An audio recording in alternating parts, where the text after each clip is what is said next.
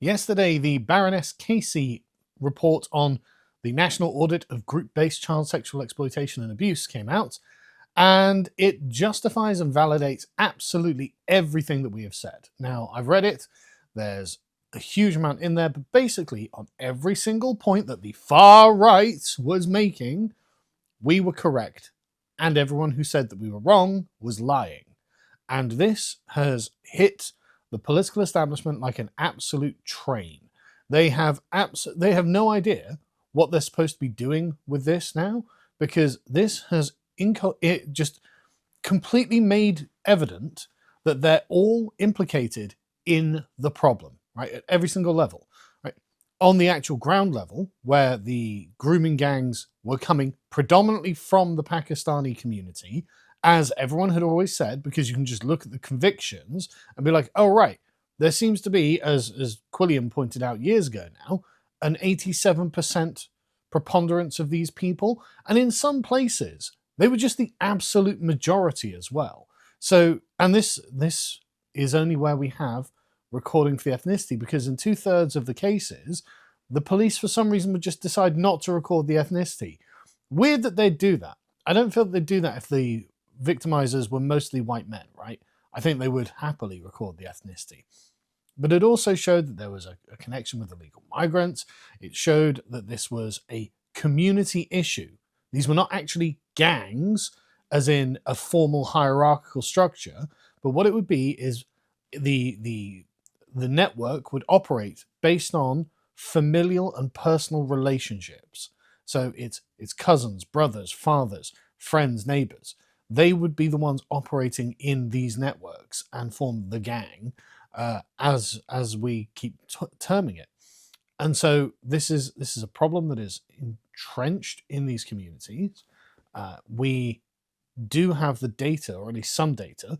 What data we have shows that it is coming predominantly from a particular community. And so you remember the 2020 Home Office report that said, no, it's mostly white men. What are you talking about? And there are various other reports by Ella Cobain and people like that who were just denying it, just lying through their teeth. Well, this has put to bed all of that. Right? The right-wing narrative on the grooming gangs was correct, according to Baroness Casey and her 4-month investigation ordered by Keir Starmer back in February. We were right, they were wrong, and by God, is a reckoning coming.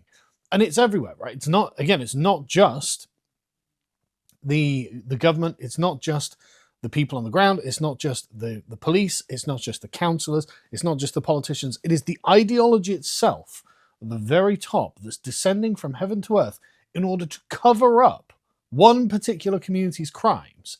And then you get the defenders everywhere who are just getting BTFO'd. So you remember a couple of weeks ago, Rupert Lowe went on the newsagents with Emily Nathalis, and she tried to call him a racist for pointing out that in Rotherham, I mean, he didn't say this explicitly, but these are the statistics.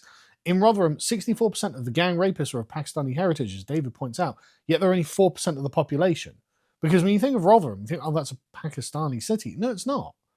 It's actually still mostly an English city. It's just, for some reason, a very small percentage of the population was given a license to do what the hell they wanted to the majority population, and the police, the councillors, the social workers, and the politicians. In fact, to be fair, Sarah Champion was actually making a big deal out of this years ago. But all of the things in the intermediary, driven by ideology, sided with the community that was doing the raping against the majority population who was being raped.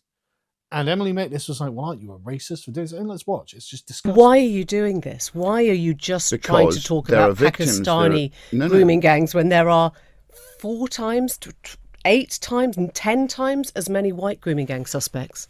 There aren't. That's false. That is a false number. She has made that number up. I don't know who. Well, she's got it from someone who's made it up.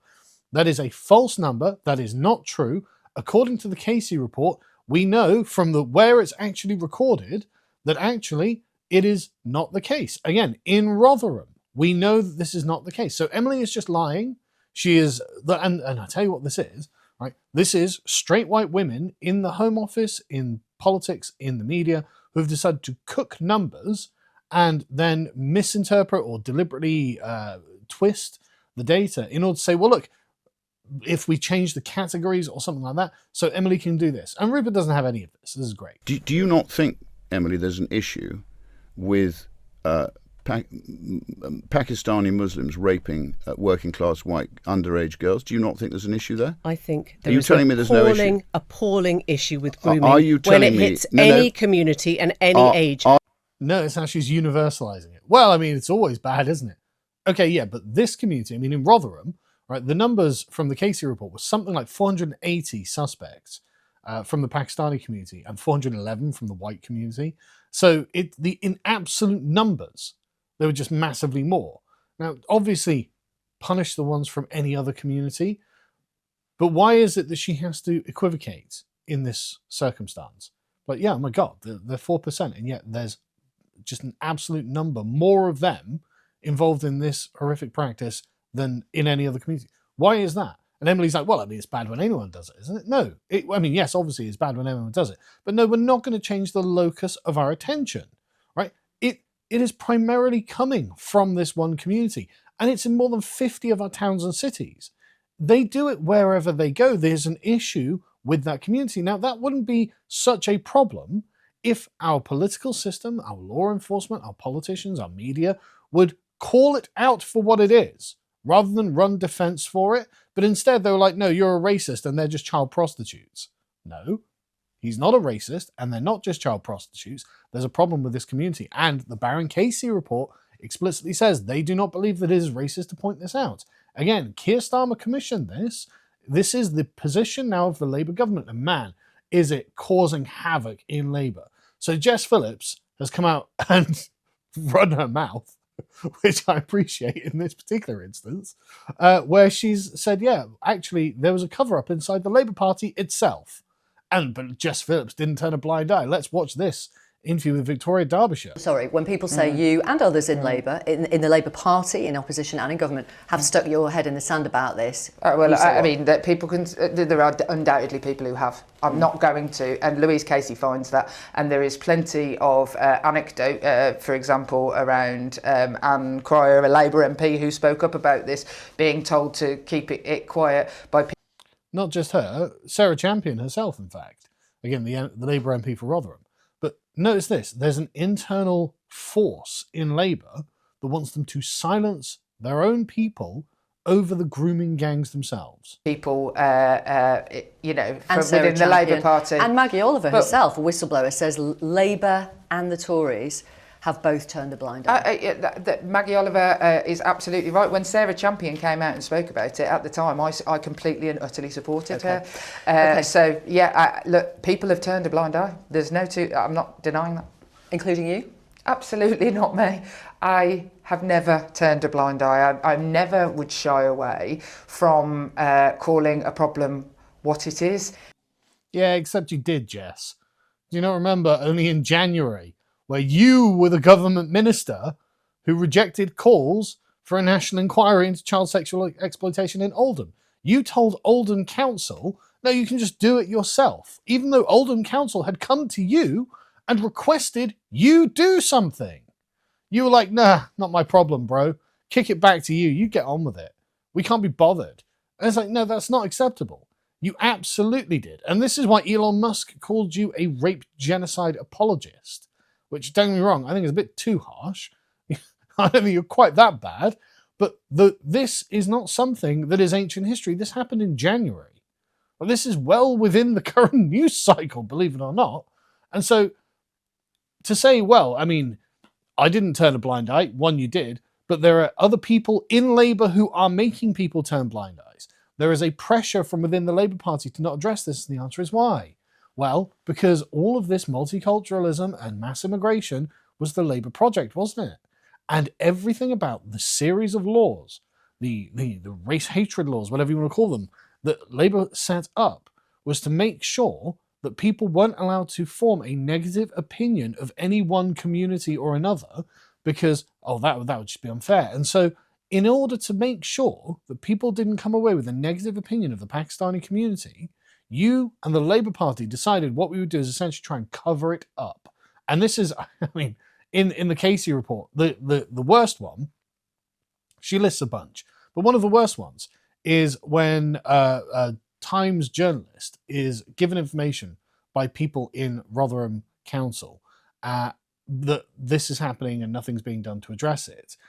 Rotherham Council tried to take out an injunction against the Times from publishing this, and then the Rotherham Police Force, South Yorkshire Police Force, decided to investigate who leaked the information to the journalist who published it in the Times. Right, that's been the response, and that was in 2012. That's been the response the whole time. Get rid of it, stamp it down, make sure it's not in the public eye. But this is a problem whose time has come. Right, the issue is that one community was given a license to be predatory over the others, and this is widespread in that community by the numbers and also by who knew in the community, which is why Rupert Lowe has been like, you know what we need to do is just deport anyone involved in it and also deport anyone who knew about it. Sorry, if you knew, you were complicit.